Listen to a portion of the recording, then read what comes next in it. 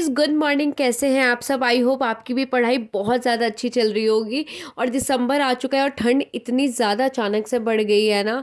मतलब मैं क्या ही बोलूँ। पहले तो मुझे ऐसा लगता है कि सितंबर में आ जाती थी ठंडी, बट इस बार थोड़ा सा लेट ठंडी आई है।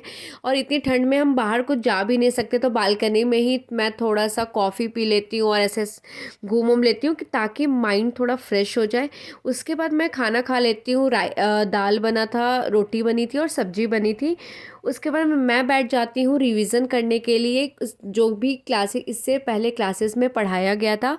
हालांकि उतना ज़्यादा कुछ पढ़ाया नहीं गया था, पर मैंने सोचा कि जो आज भी पढ़ाया जाएगा उसको भी एक बार मैं देख लेती हूँ, क्योंकि ऑलरेडी मेरे पास नोट्स बने हुए थे। सिर्फ मैं और ज़्यादा याद करने की कोशिश करती हूँ, ताकि मेरे माइंड में एक माइंड मैप भी बन जाए और अच्छी तरीके से मुझे सारी चीज़ें याद आ जाए, कि क्वेश्चन देखते ही मुझे एक बार में क्लिक हो जाए। तो मैंने सोचा इस बार मैं इतनी ज़्यादा रिवीजन करूँगी ना, क्योंकि हर बार कहीं ना कहीं रिवीजन ही मेरा लैग करता है, जिसको कि इस बार मुझे बिल्कुल भी उसमें कमी नहीं करनी है।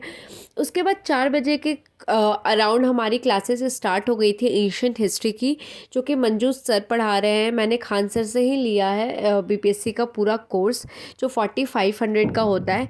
आज कुछ ज़्यादा वैसा एक्स्ट्रा नहीं पढ़ाया, जैसे फर्स्ट डे भी कुछ ऐसा नहीं पढ़ाया था, सेकंड डे भी कुछ ऐसा नहीं पढ़ाया। जो फर्स्ट डे पढ़ाया था उसी को थोड़ा सा स्ट्रेच कर दिया था, like proto history, pre history किसे कहते हैं, हिस्टोरिक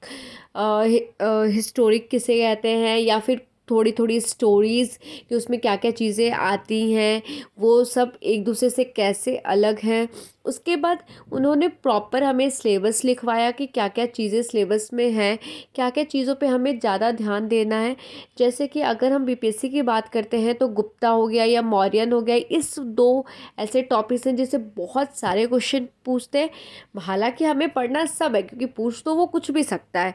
तो ये सारे सिलेबस अच्छे तरीके से उन्होंने लिखवाया। फिर उन्होंने बुक बताया, जैसे विपिन चंद्रा हो गया, या ठीक है, ये सारी बुक्स लिखवाई जो कि बुक्स मेरे पास अवेलेबल है। और मैंने सोचा है ना कि इस बार ना मैं बुक्स भी साथ ही साथ पढ़ना स्टार्ट करूँगी, ताकि वो आंसर राइटिंग में हेल्प हो।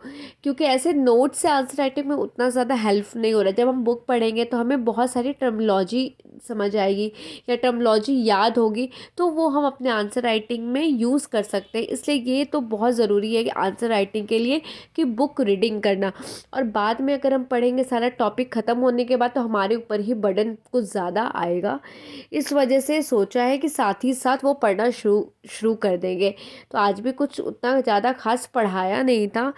तो बस इतना ही। Bye bye.